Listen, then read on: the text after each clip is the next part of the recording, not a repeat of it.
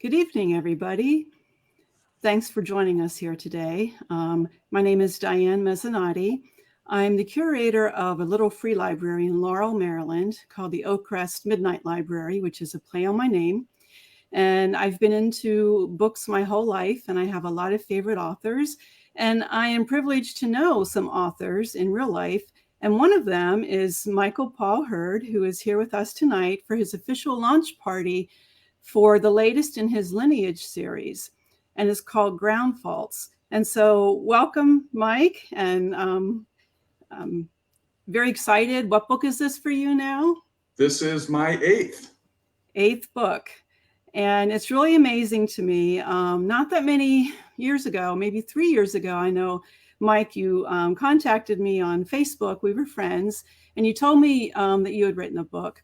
And so I ordered that one and read it, was very interested in the concept. Do you want to explain a little bit about what your Lineage series does and where you got the idea for that? Sure.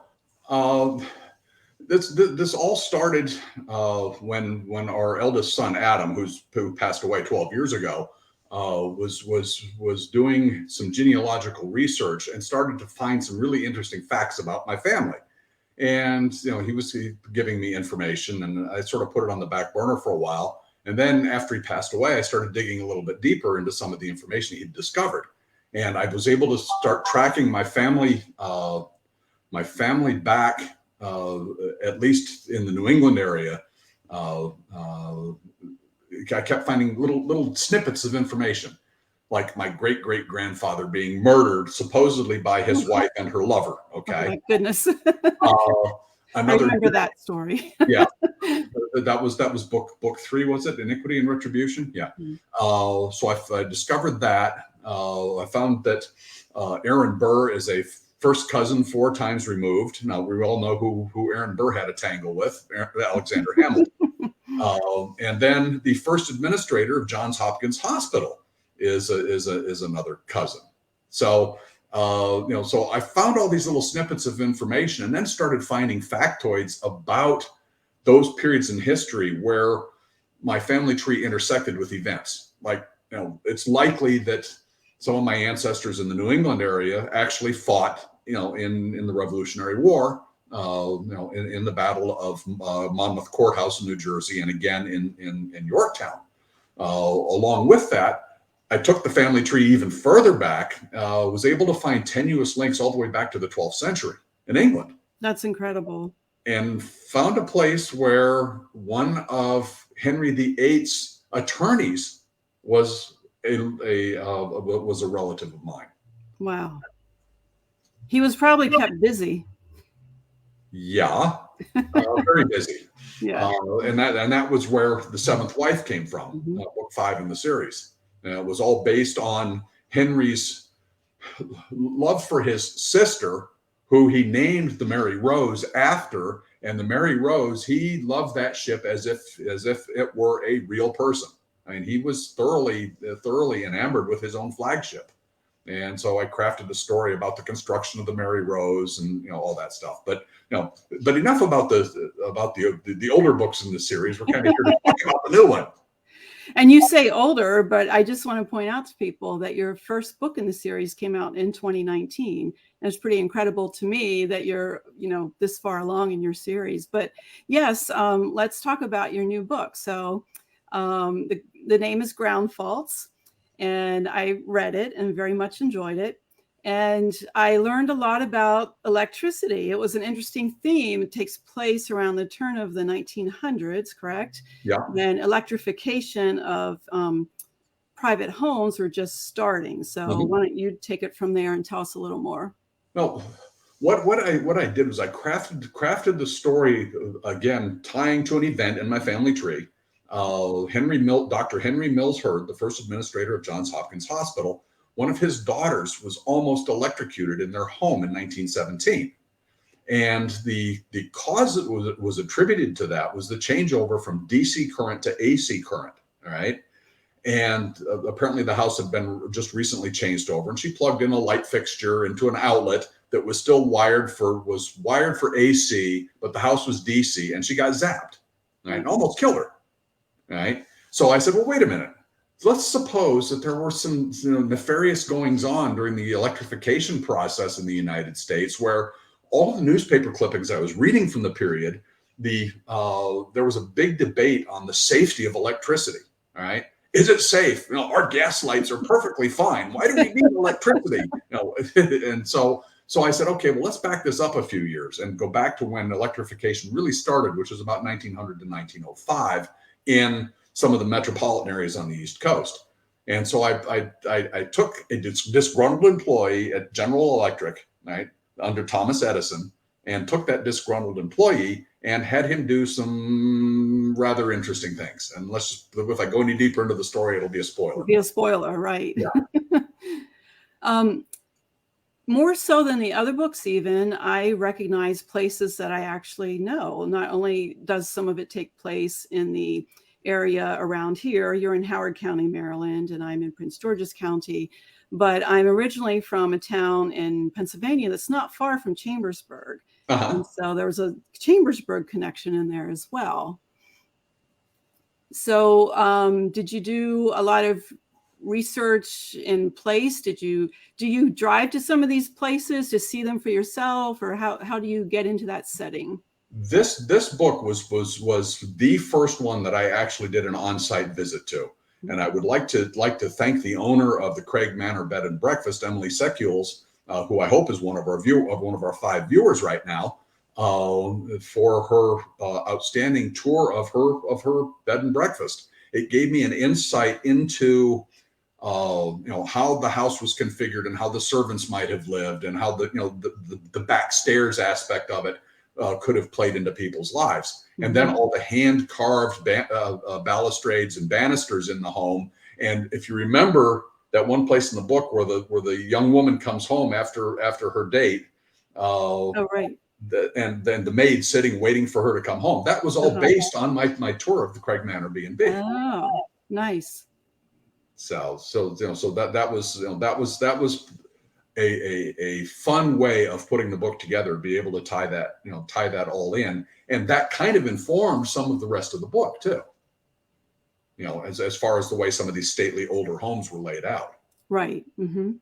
With the servants' quarters and that sort of thing. So, and then the characters, again, not to give away anything. Oh, and I see Sandy is commenting that particular place is it Craig Manor? Is that what you said? Craig Manor in Chambersburg is a beautiful bed and breakfast. So there's a shout out to that for anyone who's traveling to get to Chambersburg or nearby. Go stop in. You have, I think, a trio of men, no spoilers here, but electricians that are going from town to town. And I love that you had them taking the train. I love to travel by train. And I was just wondering if you've done that to any extent, because you had some good descriptions in there, including like the dining car versus other part, and how you sleep on a train and all that. I have not done a lot of train travel in the United States. I've done quite a bit of train travel in the UK and the European continent. And so we've got some familiarity there, but I'm also kind of very interested in trains because just because of I think it's a very classic way to travel. Sure. You got freedom to move around. My experience with trains here in the United States has been commutes back and forth to DC. Well, that's very different. It's very different than long haul Amtrak. Yeah. But at the same time, my great grandfather was a railway mail service supervisor, right? Oh. And so doing a little bit of research into his background and how the railway mail service worked. Kind of informed some of the things that were going on in this book as well. Because if you remember book 3, Iniquity and Retribution, and this one kind of overlap in the time in history that they took place. Just different aspects of my family, both again from my father's side, but one being a cousin versus a direct lineage ancestor. I see. And just to explain to viewers, some of the characters are actually directly from your ancestry, but then as you mentioned earlier, you kind of weave a tale around them, including real people from history that we probably have heard of. And I just love how you managed to do that. It is a challenge. I mean, it's you have to find the right event to try to craft the story around. Mm-hmm. You know, like this one, this particular one, crafting it around the Henry Mills herd and backing up from the 1917 incident, backing it up as far as I go, and then Thomas Edison and the way he treated his people. Right. He basically worked them to death. And he was that something you found during your research? Yes. Mm-hmm. Thomas Edison was a brilliant man, but he was also a taskmaster. Mm-hmm. And he basically was one of those people that says, no job is finished until I tell you it's finished. So we've all had bosses like that, I think. Yeah, hopefully I wasn't one. We have a question here from Rebecca Allen Bruce, and she wants to know, can you tell us a little more about that trio of main characters you teased? So can you give us a little bit more about them, maybe without any spoilers? Sure. Well, you've got Archibald, Sparky, the main guy. I like the nickname, by the way. Yeah, well, that kind of it wasn't because he was interested in electricity. All right, there was a reason he got that name, and it had nothing to do with electricity. But he grew up in Weehawken, New Jersey. All right. And which was, what happened in Weehawken, New Jersey in 18 something or other? Was there was a duel or something? A guy by the name of Aaron Burr shot Alexander Hamilton. So I won't sing. I could sing it, but I won't. Yeah, no, please don't. We might be copyright violation. True, very true. So anyway, so I used that kind of to bring him through there to West Orange, which was where Edison had his muckers. They started off as a group called the Muckers in the 1880s, and then that morphed into General Electric, and Sparky was one of those. Now the other guy, Seamus Conity, he was an immigrant from Ireland, right, who came into Baltimore, right, on some rather suspicious circumstances, right. And then the third guy was a farm boy from somewhere out near Chambersburg, Pennsylvania, who basically had no social skills whatsoever, right? And he's part of the trio, and ends up falling off the trio and gets replaced by an African American gentleman from downtown Baltimore who was the next door neighbor of Thurgood Marshall's family. Okay, so all of these little storylines that I'm crafting together is like little snapshots in time. So, Rebecca, did that answer your question?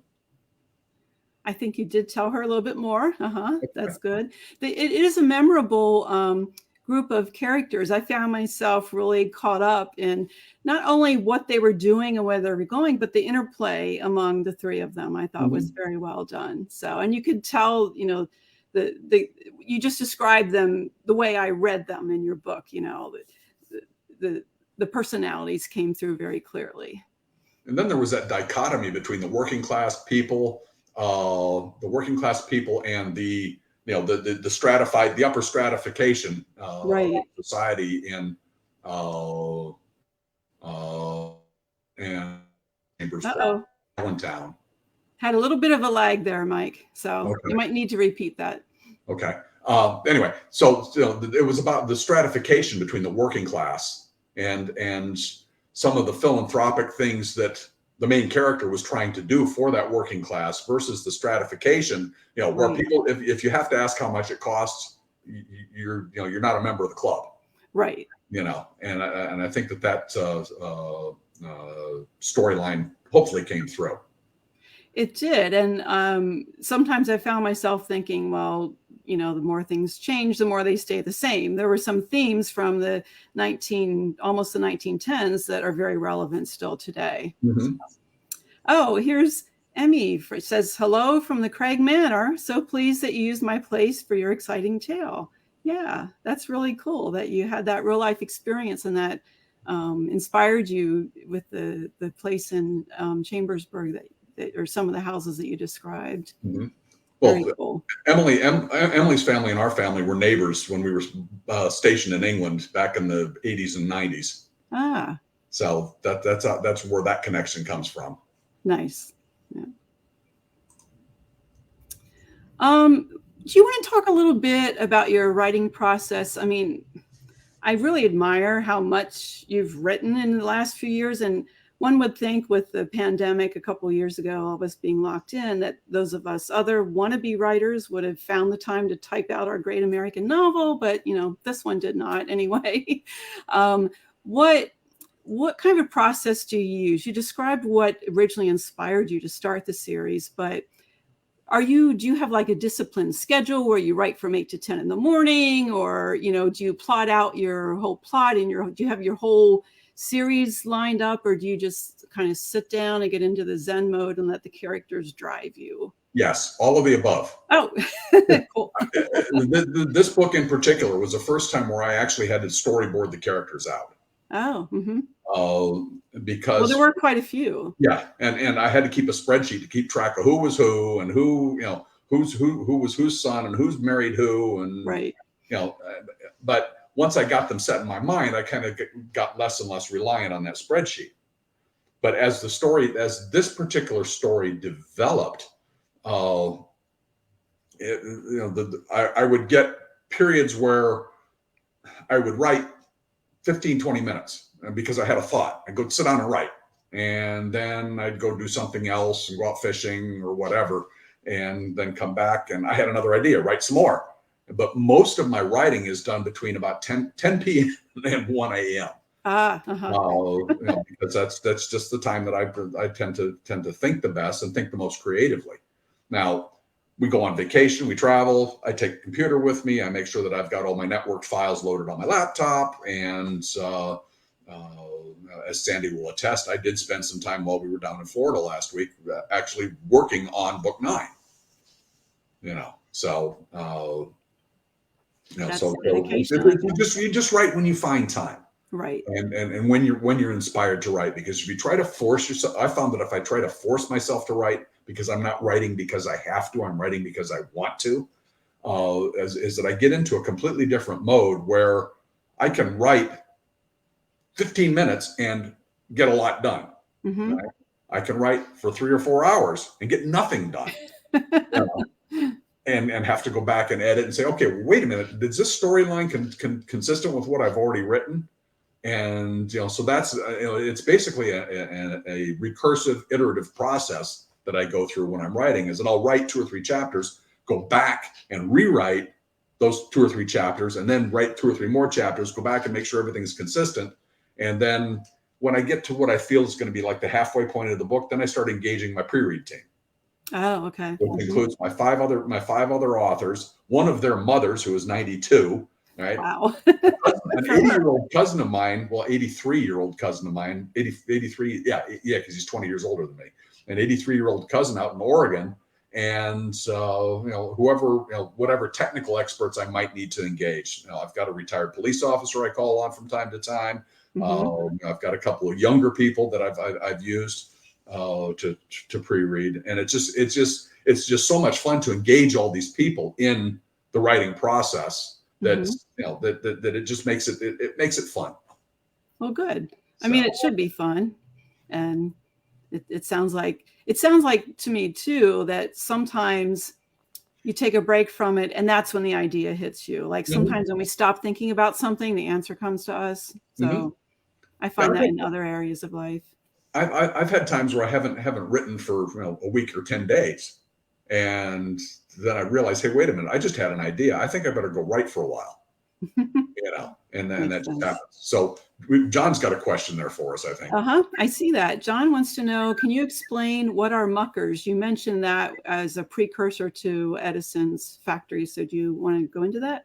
Yeah, the muckers, John, were basically a group of technicians and engineers who worked for Thomas Alva Edison at his original Menlo Park, and they basically got that nickname because he treated them very badly. All right. And they all felt like they were mucking out stalls, if you will. Oh, So it was just a very bad situation from a working man's environment. They were paid working man's wages, but had technical / engineering skills. All right. So it was just a really bizarre situation. And that was what they called themselves. They called themselves the muckers, oh, because they were always mucking about in whatever S word Thomas Edison threw their way. got it. So they felt that their skills weren't necessarily being used to the best of their ability. Exactly. That never happens anywhere. No. I'm from the federal government. I'm here to help you. Yeah. You've talked a little bit about your writing process. What about your research process? You've done a great deal of research for all of these books, but this one in particular, you did have to go down the technical road a bit too. Are there particular sources that you rely on more than others? How do you go about doing the research? If the time period that I'm writing about is relatively current, say 1800 or later, the online historical editions of newspapers. I subscribe to a lot of different soft sources, newspapers.com, ancestry.com. Oh, okay. All those places help me find different factoids, and some of the documents that people have stored on their family trees in public places. I was able to find shipping passenger lists for my great-grandparents coming into the United States in 1902, and their names were right there. Isn't it almost, don't you get kind of like a chill? Because my husband's been doing research on his family tree that goes back a ways. And when you see that document come up and you see the name, it's almost like, oh, wow. Yeah. I mean, it's really exciting. Oh, yeah. Oh, yeah. I mean, it is like a light bulb going on with a blast of ice water going down your spine. So, but the research process that I go through, once I find those little snippets in history that I want to write about, like the Mary Rose, for example, in The Seventh Wife, I spent days researching the Mary Rose and how it was built, why it sank, where it was built, how they built the dry dock to build it, what other ships were in the fleet at the time under Henry VIII, and how they were retrofitted for to become floating artillery batteries, Wow. And so all of that stuff. You start with a fact and then build around it to try to find other facts that inform the story. Okay, like for example, in book 2, Soldier, Citizen, Settler, the main male character in that book was heading south to join forces with Washington and come to Yorktown to fight, while Benedict Arnold was coming in behind them and burning down New London and Groton, Connecticut. And then he was impacted by that when he went back home after the war and found that his wife had to evacuate, and they had a pre-coded message where she, carved something in on the backside of a tree, and he knew where to find her. Mm-hmm. So we've got some more comments and questions here. Let's see. Okay, great. Excellent. Let's see. Lisa. Right. It's moving faster than I can. Okay. Lisa's in Portugal, but she's a British woman, British expatriate living in Portugal, and one of my other authors. So I think she's just making a statement there that mucker is a term of endearment, still very much used in the UK. Interesting. All right. John, in response, she said he knows how the muckers feel. All right. And then Rebecca has got a question. Oh, this is funny. Do you find that sometimes you know so much about another era that you forget it's 2022? Yeah. Do you get lost in the time that you're writing about? It's very easy to do. It is very easy to do. I mean, with the 1900 to 1920 time frame, well, actually going back to maybe 1880 to 1920, that 40-year period in history is probably one of the least understood in American history. And so I find myself getting drawn into that time period for some reason and trying to find out everything I can about how we got to where we are right now. I mean, let's face it, in 1900, the internal combustion engine was in its infancy. And electric cars were more common than gas-powered cars. Yeah, that's something I learned recently, kind of mind-blowing. So, so it's some of the things that you pick up along the way. And then I have to remember, okay, wait a minute. These people didn't, when you're writing, you have to divorce yourself from current technology. And remember that they didn't have a lot of, they didn't have telephonic connections. Telegraph was still the long haul means of communications, as was the mail service, the train mail, the railway mail service. So you have to kind of step back and say, okay, how long would it take for a letter to get from Philadelphia to Chambersburg, all right, by way of either the train or truck or whatever, or telegraph. And telegraph was still the way of communicating important information. Now we have chat and everything else that goes along with having a computer sitting in front of you, right, or being live online. So, but yeah, Rebecca, answering your question, yes, I do get lost in the history. Which Rebecca follows up by saying, history is amazing and fun. Absolutely, it is. I liked some of the little touches you had in there, like because some of it takes place in wealthier homes, some of those characters had telephones, but there weren't many to be found at the time. But right. I love, and I hope it's not too much of a spoiler, but there is one scene where the person makes a phone call and is very aware that the operator is listening in. And that's something from the old days that, I mean, even my husband and my parents remember a time where the operator sometimes had to connect you.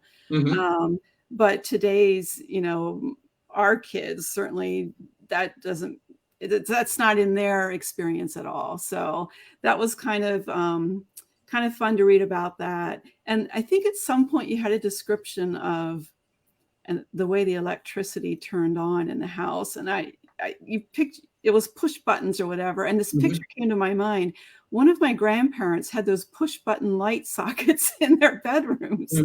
And I thought, well, I wonder if that was originally wired for like DC instead of AC. It got me thinking down those lines. And, Mike, I never think about electricity. It's just always there. So it was very interesting that you spun this whole tale around it. I commend you for that. Rebecca says you are a history treasure hunter. I think that's a good way to put it. You have found these little nuggets and then, built them up within your stories. Like I keep saying, it's just so much fun to do that. I've always been interested in history, thanks to my father, who all the way when I was growing up, and my father and two history teachers that I had in high school who I dedicated book 7 to. But the fact that none of the three of them would let me use encyclopedias for research. Really? They said if you're basically an encyclopedia is just a compilation of other people's work anyway. So they said we want you to go find the prime source material for that. Written by Winston Churchill, who was or written by Disraeli or somebody else, to try to find the prime source rather than the Cliff's Notes version, which most encyclopedias are. It's just a Cliff's Notes version. So and just the skills that those three, my dad and the two history teachers in high school, 40 some odd years ago, almost 50 years ago now, gave me those skills. I didn't realize, here. I think I've lost you, Mike. I'm still here. Oh, okay, good. You froze up for a second. Okay. Cool. Well, that's really great that they taught you that from a young age to go to primary sources. I think that, that's a skill that's still maybe more relevant today than at other times in history, the ability to tell the difference between a primary source and a summarization and then a repost of a summarization. So that's great. So, but then you weren't one of the kids who got to read up or grow up reading the encyclopedia? No, I read the dictionary. Oh, okay. I was a 2-time spelling bee champion in elementary and middle school. So Very nice. But anyway, I had a thought just pop into my head, and it went just as quickly as it came there. Oh well, it'll come back to me. Okay. Do we have any other questions at the moment that we can catch up on? I'm all caught up right at the moment. Okay, right. I think I would like the 6 people that are watching us to identify themselves, unless we've all gotten all 6. We've got Rebecca, John, Lisa, Sandy, Emily. Who's number 6? Number 6. Identify yourself. If you're a fan of the Prisoner TV show, you don't want to be number 6. That's an old TV show. Probably no one gets that reference. I don't remember it. So. Well, I have a question for you. So do you have like an end point in mind? Or maybe you don't want to say this, but do you intend to bring it the whole way forward, your series of books? Well, there were. Just gotta see where it leads. There are, 13 chapters in book 1? And each of those was set up to be an independent novel on its own. So when I get to book 14 in the series, then I'm going to branch off into something else, I think. Okay. Yeah. Yeah. We should maybe explain that to people. If you order book 1, which is simply entitled Lineage, I'm going to get off screen a minute so I can show it, unless you happen to have one right there. I do, but it's a proof copy, so it's got a funky banner on it, and it's not the current cover anyway. I have my copy of Mike's first in this series, Lineage. Okay. And if you get this book, and you will see, as he mentioned, there are 13 chapters, and each of the chapters tells a story that he then expands upon in a full-length book based on that particular story from his family history. And I'll tell you, some of the stories, you read the chapter and you say, what happened? And some of them we're still waiting to find out. So you have yet to write those books. But I thought that was a really unique way to approach it, to set up, basically the blueprint for where your series is going, and take readers along on the ride and say, well, here's a little teaser. It's kind of like dropping a teaser for a movie and then saying, coming in 2025, book 12 or whatever. So I haven't seen that done before. What inspired you to do it that way?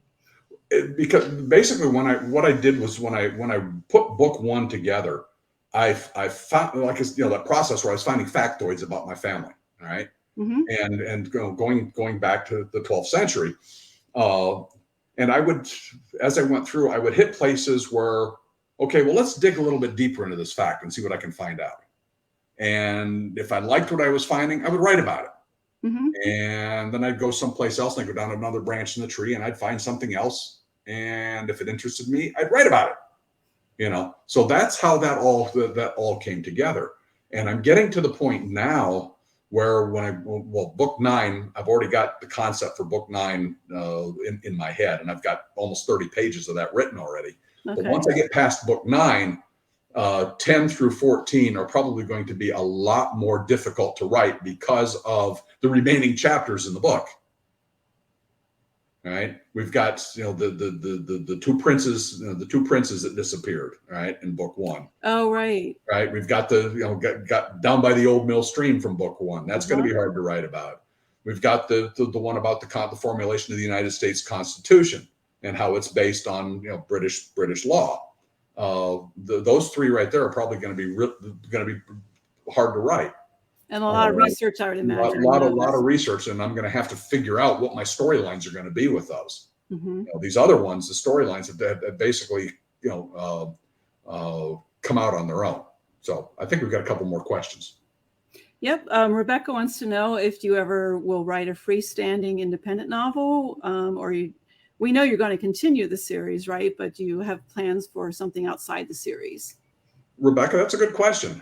We've talked about this before, where I'm not really sure at this point. Once I get through book 14, I may ultimately, start something that's completely independent. But I don't want to take away from the head of steam that I've got built up on the series to go a different direction and then come back to the series. It's just I just feel better if I complete the project, and then maybe pick one of these books where there may be a sequel to it. Oh, See, and that's that's what I'm looking at, is one of these has got a sequel waiting to be written, and I just haven't figured out which one yet. But yes, Rebecca, I do have plans of finishing the series and writing more after that. great.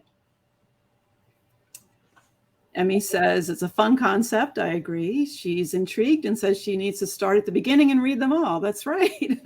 Now, one thing that Mike did point out to me recently is that you don't necessarily have to read them in order, because they are each a standalone story, a segment in history. So no pressure there if you can't, if you just want to jump from over one, or one intrigues you a little bit more and you can't wait to get started. It's not, even though it's lineage, it's not necessarily dependent on being linear in your reading. Is that correct? Yes, that is absolutely correct, Diane. Okay. And that's why with the 8th book in the series, I quit numbering the title as a subtitle. It's not Lineage Series Book 8. It's now just a Lineage Series novel. Oh, I'm glad you said that, because I was having trouble when I went online to look for the list to try to figure out what number are we. Okay. So when people look this one up, it won't have the number in the title. No, it'll just be a Lineage Series novel. Excellent. The best search term is to either use Lineage-Independent Publishing or my author name, which is Michael Paul Hurd, my full name.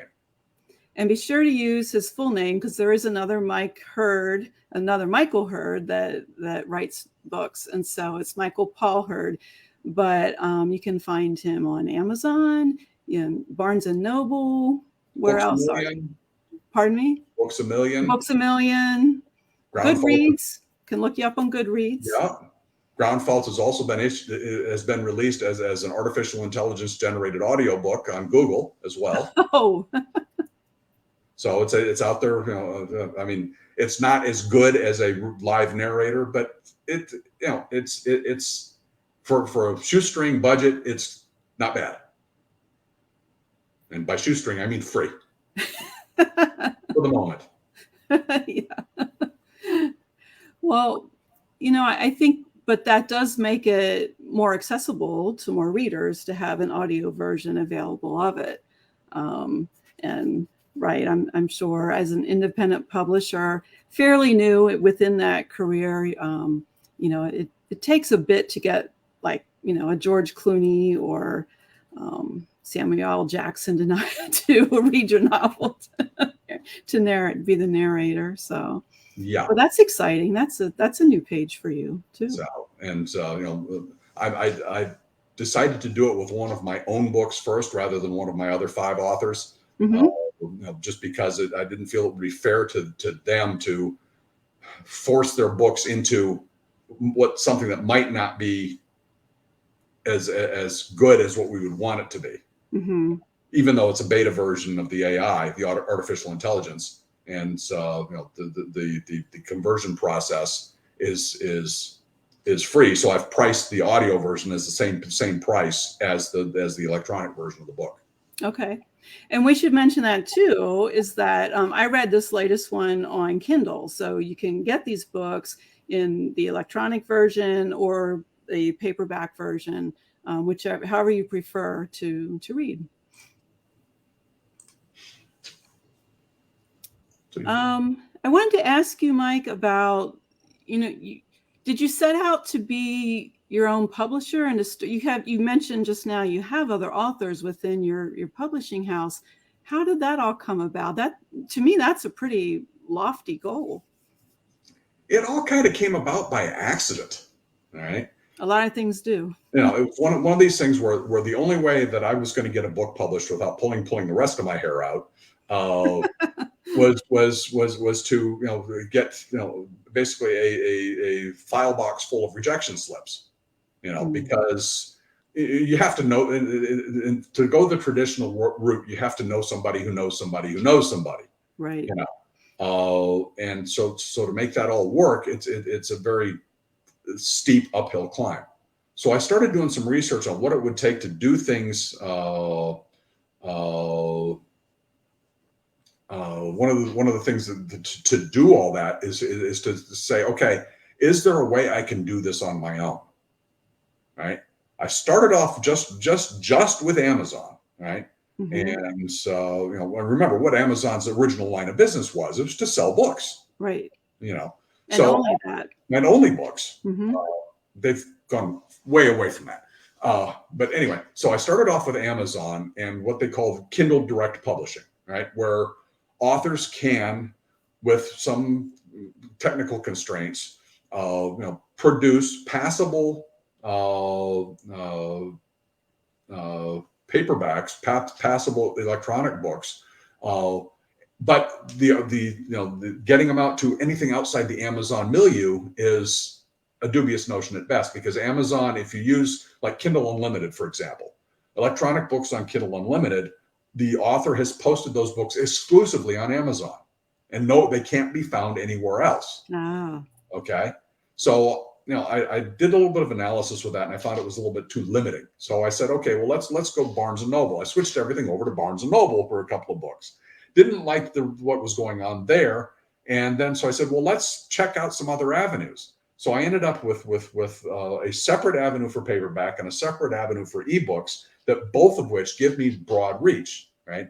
And if you do a quick search on Books A Million, you'll find me there. If you Walmart, occasionally my books will show up there, right? You can order my books from Walmart. If you are overseas, you can find the books, because if you know the author name and the ISBN or whatever, the International Standard Book Number, then you can find the books. But so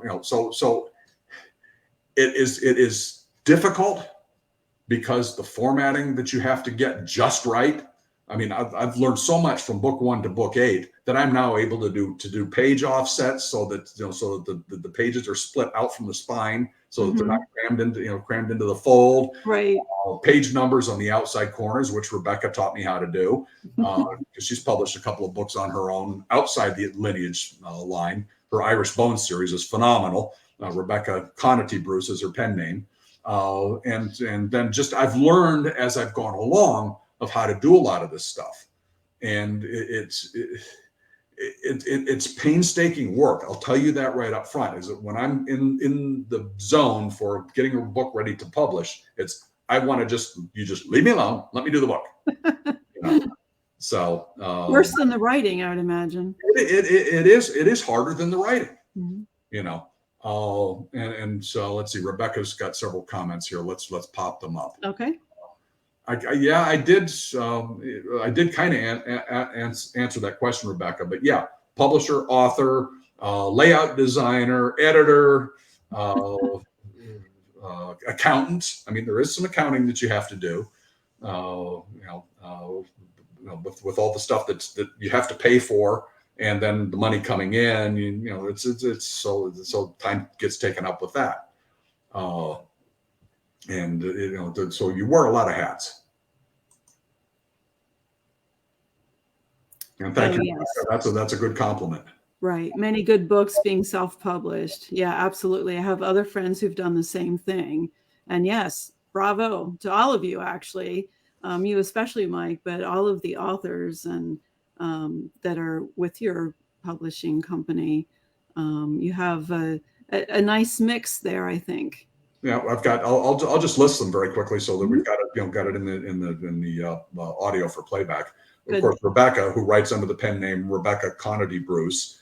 GB Carmichael is one of my other authors. She's a lady living on the south coast of England. I have Lorna Hart, whose debut novel back October, Moonpath, and that I loved working on that book. It was she had it in the back of her mind for like 10 years, and just finally said, we came to an agreement and agreed to publish it. Lisa Talbot, who's my longest standing author. There's a story behind how Lisa and I got started that goes back to not long after book 2 came out. And that goes back to about 2019 or 2020. And then the newest author in the Lineage stable writes under the pen name Beck Hilliard, right? Another British gentleman. who lives not far from G.B. Carmichael, and is going to be writing humor and satire. Nice. So, and then Rebecca's got another question. Are all your books available at most retailers? They are available to order at most retailers. They won't necessarily be available on the shelves. And I will be quite honest with you. I would prefer people to try to order through an independent bookstore, but the price point that they sometimes have to charge, because of the way this pricing structure works, is that they may actually be paying slightly more than publishers' recommended retail price. So if you keep an eye on Amazon from time to time, you can get the paperback version of the book for less than what the electronic version of the book costs. It's pretty wild, isn't it? It's a dog-eat-dog industry.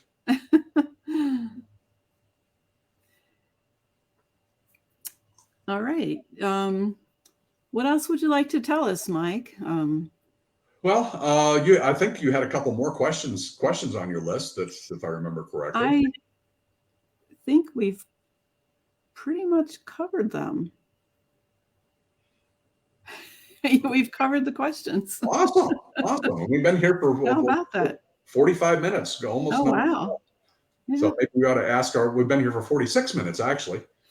So maybe we ought to ask our viewers if they have any more questions for us, and Yeah, go for it.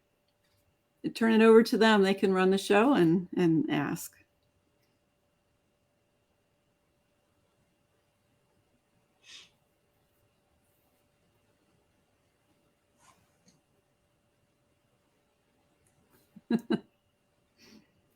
Everybody's got camera phobia, and they're not even on camera. Yeah. So, all right, well, nobody has any other questions. Maybe we ought to wrap this up. We could do that. It's up to you. I mean, it's been very enjoyable for me. And, we should probably reiterate again. This is Mike's book, Ground Faults, Lineage Series novel. Again, search for him as Michael Paul Hurd. You can find him on practically all the outlets online, Amazon, Barnes & Noble, Books A Million. He said sometimes even Walmart. But again, if you can, support your independent bookstore. And I think most book lovers would agree that that's an important thing to do. Oh, yes, here, Rebecca says, how about a compliment? You're doing a great job as author and publisher. All the authors in your group are great authors. And I would agree with that. Do you all ever get together? I mean, you're on different continents, but wouldn't it be cool to have a dinner with all these writers at one? That would be a great dinner we would party love to get together in the same place.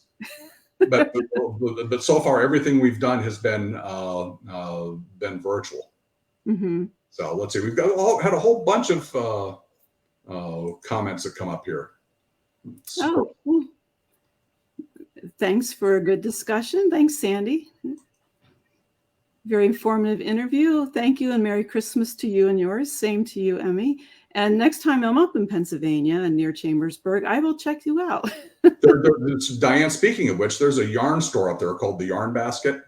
Oh, okay. It's like just off the first Chambersburg exit off of 81. Off 81. Okay. I know you have a tendency to dabble in yarn craft. Yeah, I crochet and I knit, and it's getting to be that time of year where I need projects because it keeps you warm in the wintertime. we stopped by there when we went up to Craig Manor. So nice. So let's see if there's a few more comments here. Rebecca says, Ground Faults is secretly my favorite of yours. It's a good mystery. That's what I said to Mike, too, when I was reading it. I said, more so than your other books, there's a mystery element here where you're not quite sure what's going on. And he sets it up that way. And he even has one of his side characters kind of say, there's something going on here. I need to figure this out, and starts to play detective on the side. So, yeah, I totally agree with that. It was very enjoyable. And you wanted to keep reading to find out what happened. Yay, Craig Manor. A place for the author get together. I love that idea. Yep, Sandy mentioned that everyone needs to get together. Yeah, I think that would be awesome. when someone hits it big, yeah, you can all be jet setters then and make your group chat into a live one in person. That would be wonderful. And then of course, Emily says, come on up to Craig Manor and she'll point you in the right direction for the yarn shop. Sounds good. Everyone's in agreement. It's going to be at Craig Manor. Well, I've got to go up there at some point and sign Emily's copy of the book too. Yeah. Mm-hmm. So. And also, I'm just going to put you on record here because I have the paperbacks signed to me, but this one I got through Kindle. I still need a signed one too. So we'll have to work that out. I can take the hint. Well, hi, Diane Fugit. Nice to see you. She says it was an interesting interview and congrats on all your books. It was great to see us both. Yes, we know Diane from our former lives before we retired. So good to see you too, Diane. Diane, thanks for joining us. I thought that might have been you lurking in the background. Thank you, Emily. And there's our last one. All right. Well, congrats, Mike. It was great chatting with you. And I wish you all the success with this book and all the books from your series and the other authors from your publishing company. I think you're doing good things. And I really admire your determination. And, once you started, you didn't slow down. And so keep going. Good for you. Congrats. Thanks, Diane. This has been fun. We'll have to do it again. Sounds good. All right. Okay. All right. Bye, everybody. Thanks for joining us.